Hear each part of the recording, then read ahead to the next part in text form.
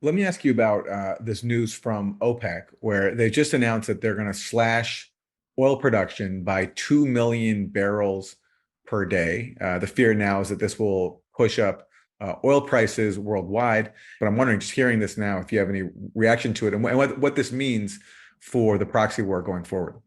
Well, I think it's very important because for a very long time, as we talked about earlier, people were tired of being bullied by the United States, not just with military power, but through the global financial system that we control and dominate.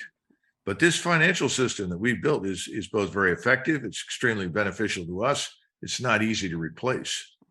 And this effort, serious effort to now replace it has begun. So you have many countries that are interested in quote unquote de-dollarizing, and that includes the Saudis. I think it's spreading to the Emirates. India certainly is part of that. So is China. Frankly, the Japanese are uncomfortable with it. And one of the things that's happening that nobody ever bothers to point out, which I find very strange, is that the Japanese and the Chinese are currently dumping their US treasuries.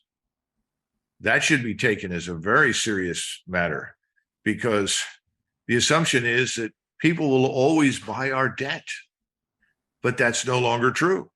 So the Fed has been buying up portions of our debt for a very long time. We're going to get to the point where no one wants to buy our debt. Then you're in trouble.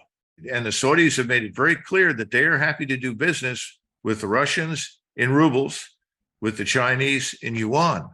Now, I'm not saying all of this happens immediately, but I think it's closer than we think.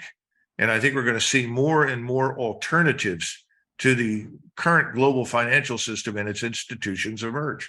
And I think the Russians, the Chinese, the Indians in particular, the Brazilians, and many others around the world are cooperating right now to achieve that end. And that's something that should concern us. So I think it's a very dangerous set of circumstances emerging. I don't think we're in control anymore, Aaron.